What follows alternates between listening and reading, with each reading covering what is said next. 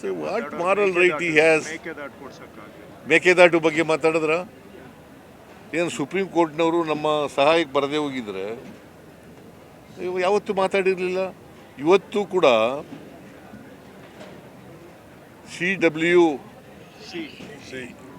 CWMA ಏನದಕ್ಕೆ ಏನಂತ ಕರೆಯೋದು?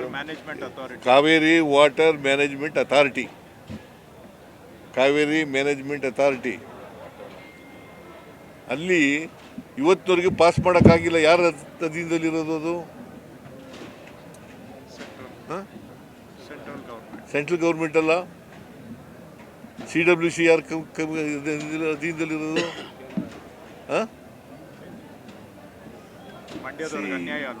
ಸುಮ್ಮನೆ ಮಂಡ್ಯಕ್ಕೆ ಅನ್ಯಾಯ ಆಗ್ತಾ ಇದೆ.